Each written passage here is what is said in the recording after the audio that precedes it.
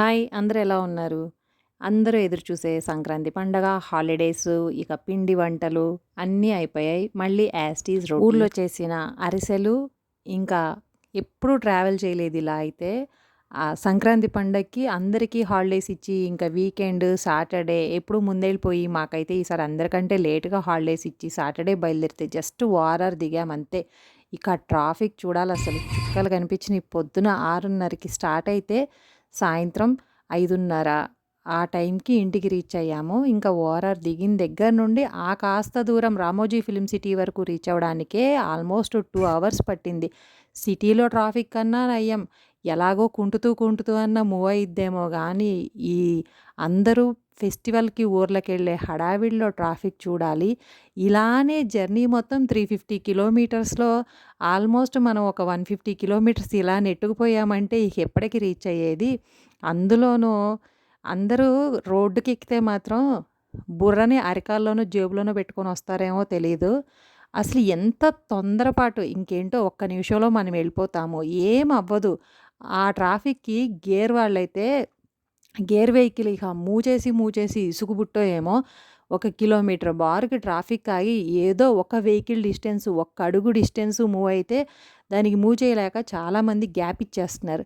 అలా గ్యాప్ ఇచ్చినప్పుడు ఆ పక్క లైన్‌లో 2 లైన్లది 4 లైన్‌లు పెట్టేసి ఆ పక్క లైన్‌లో నుండి వచ్చేసి ఇటు దూరేయాలి. ఆ ఒక్క సెకండ్‌లో ఏమైపోయిద్దో ఆ ఒక అడుగు డిస్టెన్స్‌లో. అండ్ ఇక ఊర్ల మధ్యలోకి కొంచెం డివైడర్‌లని ఆ బారికేడ్‌లు పెట్టేటప్పటికి ఆల్రెడీ రెగ్యులర్‌గా ఎళ్ళే రోడ్లు ఎవ్వరూ ముందు వాళ్ళు చూసుకోకుండా ఓవర్ స్పీడ్ ఇక కాస్త ఖాళీ దొరకగానే 120, 130లో ఎళ్ళిపోయి అక్కడ ఆ బారికేడ్‌లు వచ్చేసినియి చూసుకోవడానికి. అండ్ సడెన్‌గా బ్రేకులేసేసి అందరూ కార్లు హిట్ చేసుకోవడం.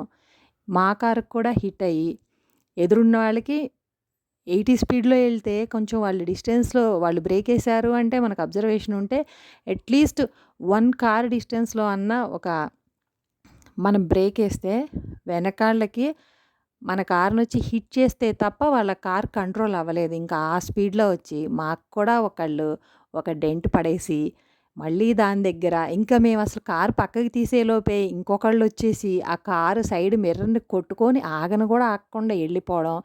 ఇలా ఆ రోజు కనీసం ఒక 15 యాక్సిడెంట్లు చూసాం. ఒక 2 కార్లయితే ఎయిర్ బెలూన్స్ కూడా ఓపెన్ అయినియి. కాస్త అదృష్టం ఏంటంటే ఎవ్వరికీ మనుషులకేం కాల. ఎన్ని యాక్సిడెంట్లు చూసి మనుషులే పిట్టల్లా టపటపా రాలిపోయినా కూడా మనుషులకి మాత్రం బుద్ధి రాదు. అందరూ చదువుకున్నోళ్ళే. నోరు తెరిస్తే ఇంగ్లీష్‌లు, స్క్రిప్టెడ్ డైలాగులు మాట్లాడతారు. నీతులు బాగా చెప్తారు. మేం గ్రేటు అనేది ఆ డ్రైవింగ్‌లో పోయి గుద్దోవడమో, ఒకళ్ళకి యాక్సిడెంట్లు చేయడంలోనో చూపించడం కాదు గానీ, కాస్త కామన్ సెన్స్. ఇక దారి పొడుగుతా ఇలానే ఆ నందిగామ దగ్గర అంతే. అండ్ అసలటు వే ఉండదు. 4 రోడ్లు ఇంక ఎటు దొరికితే అటు అసలు మనకి గ్యాప్ దొరికింది, ఖాళీ కనిపించిందంటే ఎక్కేస్తారు. అట్లా 4, 5 రోడ్లు క్రియేట్ చేసేసారు. వచ్చి అందరూ ఒక్క చోట మళ్ళీ మిక్స్ అయ్యి వెళ్ళాలి ఒక రోడ్‌లోకి. ఇక అలాంటప్పుడు చూడాలి. మొత్తం ఈ యాక్సిడెంట్‌ల వల్ల అన్నిటికి రీజన్ అయితే ఇదే. మనకటు దారి లేకపోయినా ఇటు చౌటుప్పల్ దగ్గర కానీ, ఫిల్మ్ సిటీ దగ్గర అసలు వాక్‌వేలో కూడా ఇలా చిట్యాలని ఊర్లొస్తాయి కదా! వాటిల్లో వాళ్ళు నడిచెళ్ళే డిస్టెన్సు, ఊర్లో వాళ్ళెళ్ళే డిస్టెన్స్‌లో నుండి గూడా ఫ్రీగా ఉందని అటు ఫుల్ 80 మీద ఎళ్ళిపోయి సడెన్‌గా వచ్చేసి మొత్తం ట్రాఫిక్‌ని ఆపేస్తారు. కేవలం అక్కడ వెహికల్స్ అయితే ఉన్నా గూడా అందరికీ ఓవర్ యాంగ్జైటీ. అక్కడికెళ్ళి చేసేదేముండిద్ది మెదలకుండా తిని పడుకోవటం తప్ప చేసేదేమీ లేదు. కానీ ఏంటో ఇంకా వెళ్ళిపోవాలి. నేను ఫస్ట్ ఎళ్ళిపోవాలి. ఎంత స్పీడ్ మీద ఎంత యాక్సిడెంట్లు చేసుకుంటా ఎళ్ళినా గూడా ఎవరు ఫస్ట్ ఎళ్ళేదుండదు. మహా అయితే కాస్త డిస్టెన్స్ ఎళ్ళే వాళ్ళకి కానీ, కొంచెం ముందెళ్ళే వాళ్ళకి కానీ 10 నిమిషాలు తేడా. ఇంకా హార్డ్‌లీ అంటే ఒక హాఫ్ అన్ అవర్ తేడా. ఈ భాగ్యానికి ఎన్ని యాక్సిడెంట్లో అబ్బబ్బా! ఇదే గొప్ప అనుకోని ఫీల్ అయిపోతుంటారు. మాకు గొప్ప మేము అంత చేయగలము. 200లో ఎళ్ళగలం అని. అది కాదు కామన్ సెన్స్ కాస్త నీతి, నిజాయితీలు, బుద్ధి ఉండడం ఇలా గొప్ప. బుర్రలేనోళ్ళు చేసే పనులకి ఎంత జాగ్రత్తగా వెళ్ళే వాళ్ళకైనా సరే, జాగ్రత్తగా ఎళ్ళే వాళ్ళకే యాక్సిడెంట్ అయిద్ది. వాళ్ళకే ఏదైనా డ్యామేజ్ అయిద్ది. అడ్డదిడ్డంగా రూడ్‌గా ఎళ్ళేవాళ్ళు మాత్రం సేఫ్‌గా ఎళ్తున్నారు. అది మనుషుల విషయంలోనూ అంతే, ట్రాఫిక్‌లోనూ అంతే. ఇక అలా ఎప్పటికో రీచ్ అయ్యి 2 రోజులు పట్టింది అలసట తీరడానికి. బట్ షాపింగ్ అని అటు ఇటు పనులుండి మళ్ళీ ఒకరోజు వంట పెట్టుకొని పొద్దున్నే లేచి కూరలు చేసేసుకొని, ఇల్లు క్లీన్ చేసేసుకొని, ఇక నానబెట్టిన బియ్యాన్ని మిల్లు పట్టిచ్చేసి, పిండి జల్లించుకొని, ఒకప్పుడైతే కొట్టేవాళ్ళు కానీ ఇప్పుడు కొట్టడానికి ఓపిక ఉండట్లేదు. అంత చేయడానికి ఎవ్వరికీ అవ్వట్లేదు. సో, ఊర్లో కూడా మిల్లు పట్టించుకోవడమే. ఒక కేజీ బియ్యంకి కేజీ బెల్లం వేసేసి, అందరూ జనరల్‌గా యూట్యూబ్‌లో చూపిస్తా ఉంటారు. కేజీ బెల్లానికి 2 స్పూన్లు నూనేసేయండి పాకం త్వరగా వచ్చిద్దని. కానీ ఊర్లో అయితే ఎవ్వరూ అలా చేయరు. కేజీ బెల్లంకి మినిమమ్ హాఫ్ లీటర్ వాటర్ పోస్తేనే అది కాస్త పాకం ఉడకడానికి లేట్ అయ్యిద్ది కానీ టెక్స్చర్ బాగొచ్చిద్ది. మనం చేసిన అరిసైనా, బూందీలు ఇలాంటివి ఏవైనా కూడా బాగా వచ్చిద్ది అనేసి పడతారు. యాక్చువల్‌గా ఎప్పుడు ఒక అమ్మమ్మ వచ్చిద్ది 70, 80 ఇయర్స్ ఆమె నేను 3 ఇయర్స్ నుండి చూస్తున్నాను. పాకం చూపిస్తారు. ఇలా చేయాలి, ఇలా చేయాలని. సో, ఒక ఐడియా అయితే ఉంది గానీ, అలాంటివి కొంచెం ఫుల్‌గా నెయ్యి వేసే చేస్తాము. ఇంకా ఊరెళ్ళినప్పుడు అందరూ ఉంటారు కాబట్టి అక్కడే చేసుకుంటాం. నేను ఇక్కడ ఓన్‌గా అయితే చెయ్యను. ఇక కాస్త పాకం దగ్గర పడ్డాక అలా నీళ్ళల్లో చెక్ చేసి కొంచెం మంచిగా మనకి మెత్తగా రావాలి అంటే మాత్రం పాకం దగ్గరకొచ్చి అలా టక్కన జీడి మోగినట్టు మోగాలని అమ్మమ్మ చూయించేవాళ్ళు. నేను అలానే కావాలని అలానే పాకం పట్టించుకొని, ఈ బెల్లం వేసి పిండి కలపడం మాత్రం ఎక్కువ ఒక 2 కేజీలు, 3 కేజీలు చేయాలంటే మన వల్ల అయితే అస్సలు కాదు. ఉండలు లేకుండా తిప్పాలి. ఇక ఆంటీ వాళ్ళందరూ తిప్పేసి అరిసెలు చేస్తా. నాకు కొంచెం ఫ్రీ టైమ్ ఉండి, నలుగురుండి చేస్తా ఉంటే నాకు కొంచెం ఫ్రీ టైమ్ ఉండి వీడియో తీశాను కానీ, ఇక తర్వాత బూందీ, చెక్కలు ఇవన్నీ చేసేటప్పుడు అస్సలు కుదరక నేనైతే వీడియో తీయలేదు. అండ్ స్క్రిప్టెడ్ వీడియో కోసం మనం ఒక పని చేయడము, లేదంటే క్రియేట్ చేసుకొని యాక్టివిటీస్ చేయడం కాదు. నేను ఏది చేస్తున్నానో అది అండ్ రెగ్యులర్ యూజ్ చేసే వర్డ్స్ తోటే చేస్తాను కాబట్టి, ఒక స్క్రిప్టెడ్ డైలాగుల్లాగా, ఒక యాక్టింగ్ లాగా అయితే పెట్టను.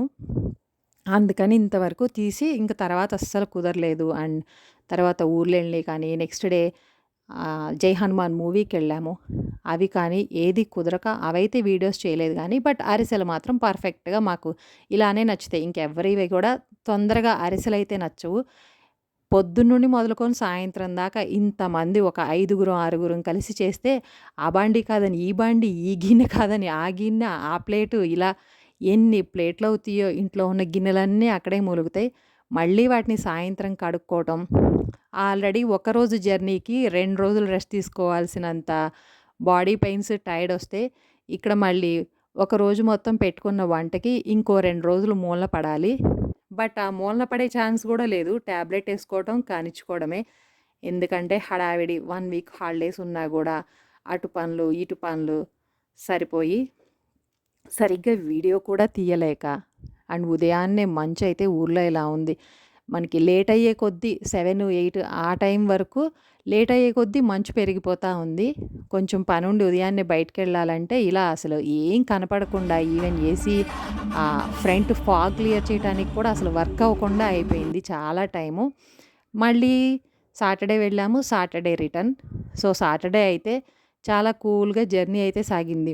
మొన్న ఆ సాటర్డే వెళ్ళేటప్పుడు చూసిన సాటర్డేకి ఇప్పుడు అసలు ఏం లేదు, నథింగ్ అన్నట్టు అనిపించింది. ఉదయాన్నే రావడం, ఎండ కూడా లేకుండా దాదాపు 11 గంటల వరకు అసలు ఏదో మబ్బు కమ్మేసినట్టు అలా సాగింది. But as usual film city ఆ సరౌండింగ్స్‌కి వచ్చి వర్క్ జరుగుతా ఇక అక్కడ కూడా ఇలానే దూసుకొచ్చేసి ముందుకెళ్ళిపోవడం, అందరూ ఒక చోట వేలోకి రావడానికి అక్కడ ట్రాఫిక్ జామ్. అంత ఆలోచనే ఉండి సరిగ్గా ఉంటే మనం మనుషులం ఎందుకు అవుతాము?